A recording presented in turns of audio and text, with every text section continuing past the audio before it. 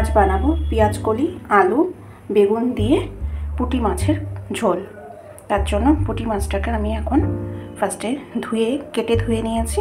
এবার একটু নুন হলুদ মাখিয়ে নেব, তারপর মাছটাকে আগে ভেজে নেব।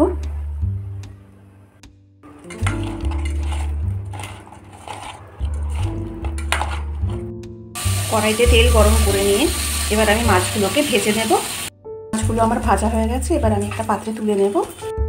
মাছগুলোকে তুলে নেওয়ার পরে আমি ওই কড়াইতে আর একটু তেল দিয়ে সবজিগুলো ভেজে নেব।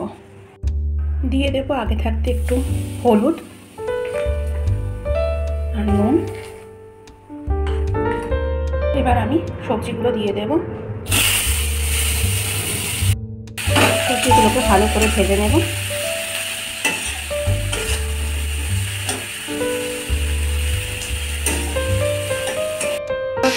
এবার সবজিগুলোকে আমি তুলে নেব। সবজিগুলো ভালো করে ভাজলে ভালো টেস্ট হয়। আমি এদিকে মাছ আর সবজিগুলোকে ভেজে পাত্রে তুলে নিয়েছি, আর আমি এদিকে নিয়ে নিয়েছি আদা একটু গ্রেট করে নিয়েছি, 4-5টা কাঁচা লঙ্কা চিড়ে নিয়েছি, এখানে নিয়েছি টমেটো কুচি আর সামান্য ধনেপাতা কুচি নিয়েছি। এবার এদিকে তেল গরম করে নিয়েছি, নিয়ে আমি দিয়ে দেব সামান্য কালো জিরে ফোড়ন। এর মধ্যে আমি আদা আর কাঁচা লঙ্কাটা এখন দিয়ে দেব। কালো জিরেটাকে একটু নাড়াচাড়া করে নিই।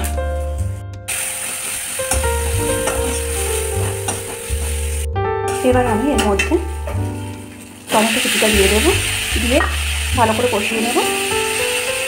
এর মধ্যে আমি দিয়ে দেব সামান্য নুন আর সামান্য হলুদ। এবার আমি ভালো করে কষিয়ে নেব।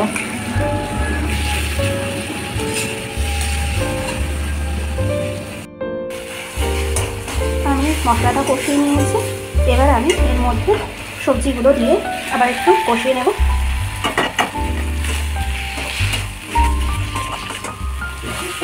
মশলার সাথে সবজিটাকে ভালো করে কষিয়ে নিয়েছি। এবার আমি এর মধ্যে জল দিয়ে দেব।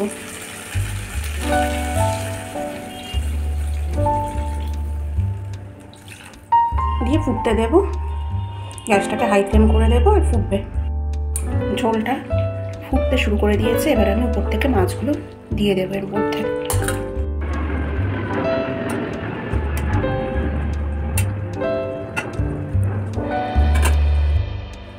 এবার আমি ঢাকা দিয়ে গ্যাসটাকে লো ফ্লেম করে দেব। 15 মিনিট পর আমি ঢাকাটা তুলে নেব। তুলে আমি একটু এটার উপর দিয়ে ভাজা মশলা ছড়িয়ে দেব যাতে টেস্ট হয়।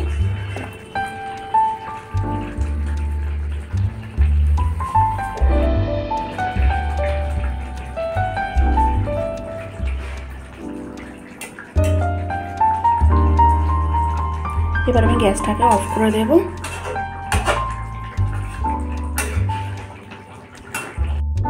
এর উপর দিয়ে সামান্য ধনেপাতা ছড়িয়ে দেব, দিয়ে ঢাকা চাপা দিয়ে দেব।